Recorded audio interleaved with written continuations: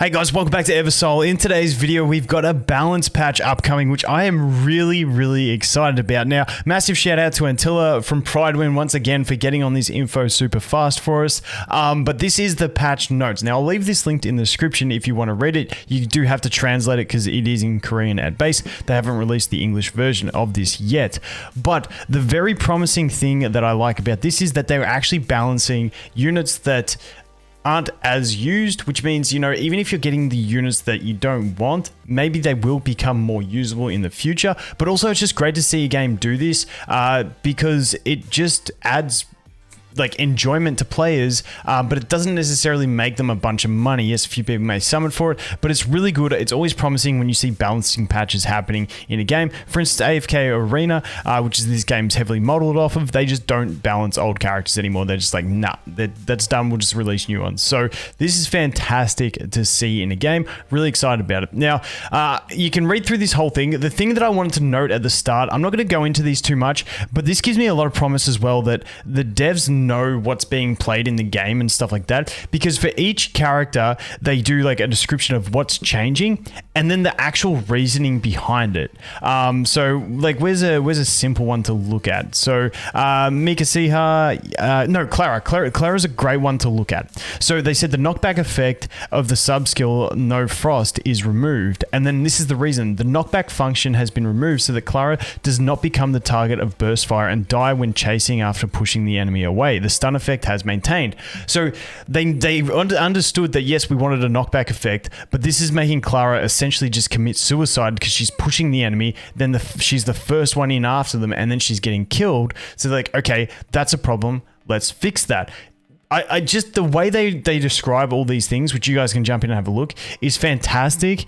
And it just shows a bit of like knowledge of their own game, which some games you don't see that in. So that was great to see. I really like that. But the way we're going to look at this is I'm going to try something tricky here. We're going to go side by side with just the instance here, the BlueStacks instance, right next to it. We can probably close that off as well and just drag that over here. And look at that. This looks super clean. And then we've got Pridewin's summary, because on Pridewin, Antilla's done a really good summary of them all, so we don't have to read that long description. But like I said, if you're curious on the exact reasons to why you can read it, I'll do my best to summarize it. And I mean, I was just quite impressed with this. So we're over on Lindsay at the moment. So let's jump over into Flynn, who is the first one getting added in with some bonuses. So let's go ahead and check out Flynn and check out the skills. So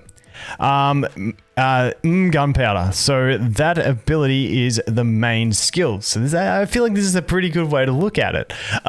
So the duration has been changed from 10 to 12 seconds. And if I didn't mention, this is on the 19th, we're getting this update. The last upgrade has been changed to no longer Flynn will remove debuffs from self, but she will now be immune to status effects.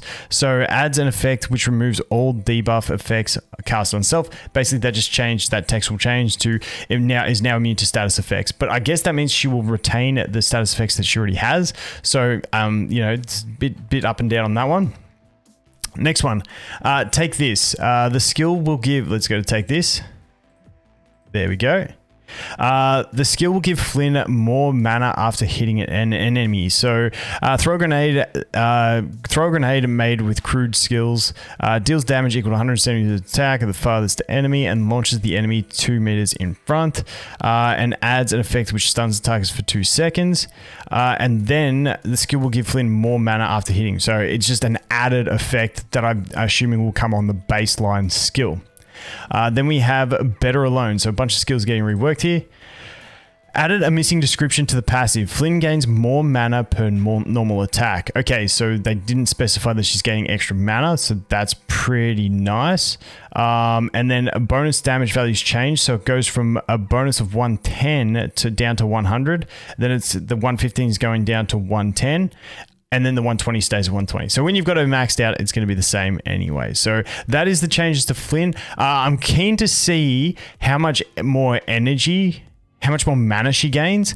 Because if she gains a ton more mana, then she'll be using this one more often. So I mean, that could make her more viable if she's interrupting more and stuff like that. We'll have to wait and see. So the next one we have here is Suni or Suni. I don't know how to say it. I suck at names, but you guys know that. So let's go over here to Suni. And let's take a look at the skills and let's have a look. So Spiral Shield Dance. So Spiral Shield Dance is this sub-skill. Adjusted the amount of damage the shield absorbs from 16 to 18, 18 to 20, and 20 to 22. Fairly self-explanatory on those skill ups. Defense increase buff has been moved from upgrade 2 to upgrade 1. So the defense... Okay, so does that mean baseline? Because it's already on upgrade 1. I would consider this to be upgrade 1. Adds an effect which increases defense by 30% for 12 seconds.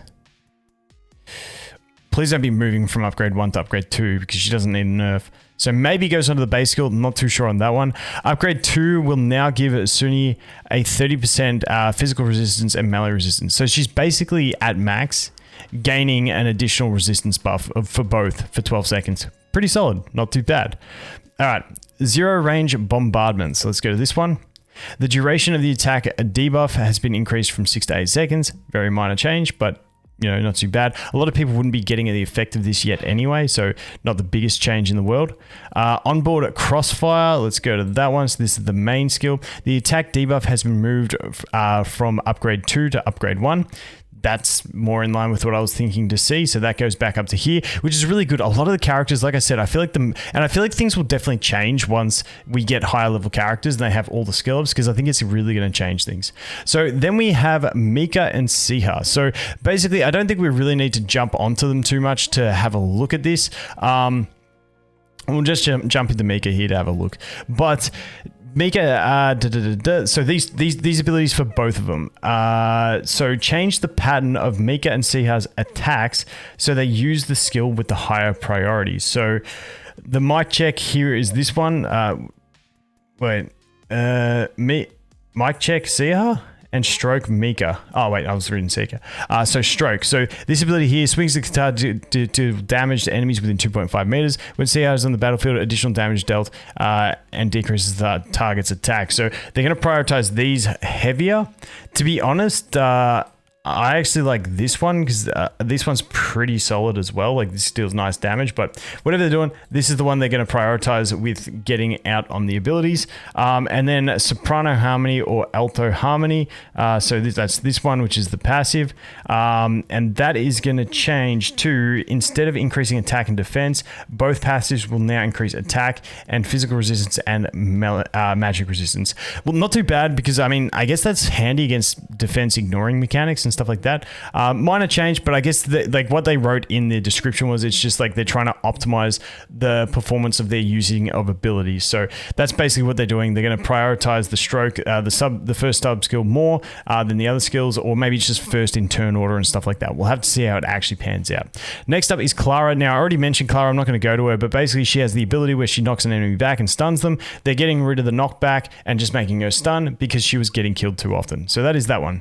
Next time we have Lindsay. The stun effect has been moved from upgrade 2 to upgrade 1. We can have a quick look at that, which is always nice. Like I said, it makes them viable faster, and I do like it. And they did say in the description that, you know, Lindsay is seen as a viable option already, but they just wanted to make it more smooth. So upgrade 2 to upgrade 1, so she gets that extra stun there earlier. It's not too bad. 2-second stun is not the craziest thing, but can often be clutch in certain situations. Kind of like when you sleep someone, it can be clutch and they can miss out on their ability just as you're going to kill them. So that's not too bad. So Renee's another one that I looked at when the game came out. I thought she was going to be decent. Hasn't turned out that she hasn't been too good, but let's go ahead and check out what is changing on these skills. So the machine gun punch, let's go here, which is the main skill. The stun effect has been moved from upgrade 2 to upgrade 1. That's really solid. That's really solid for Renee. If you got her and you get that first upgrade, that's going to be solid. And the stun duration has been increased from 3 seconds to 4 seconds. That is pretty solid. It's not too bad.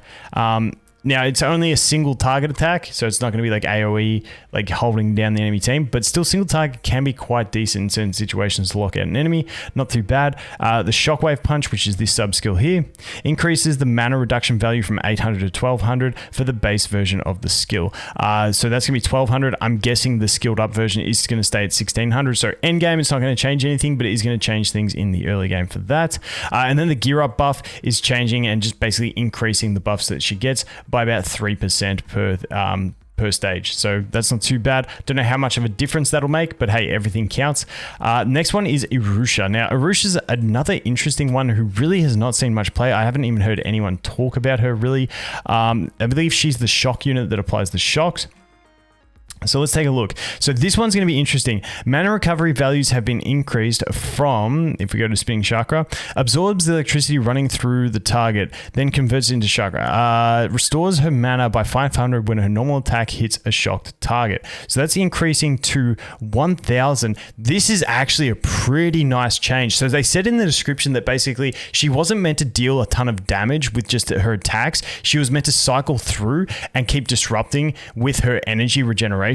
So, I mean, they're straight doubling the amount that she gets. So that is pretty solid. So shocked enemy getting hit, like you're getting a lot of mana back for that. That's pretty solid. I'm keen to test her out. She's actually the one I'm most excited for at the moment to test out. Dance of Svarga. There you go. I don't know what accent I was putting on there, but it was something. Damage from the skill increased by 20. So yeah, that's nothing crazy going on there. They did say that her damage was a bit low though, so they're also going to try and balance that out. Dancing for where's dancing for? This is the alt skill. Okay, let's take a look. First alt skill we've seen how to rework. Damage of the skill increased by about 40%. Not too bad. And then the sphere. Let's take a look at this one. Attacks pattern has changed so that she will unleash this skill at a higher priority. Deals damage equal to 100% of attack to the nearest enemy and shocks them, dealing 55%. That makes sense. So if this was not top on her priority, it's bad because then she's not shocking, which means she doesn't get any of her extra effects. So having that shock happen first is definitely a priority. Just a very logical change for them to make. The next one is going to be Nini. So let's take a look at Nini. If we can find her, there she is. Let's take a look at skills.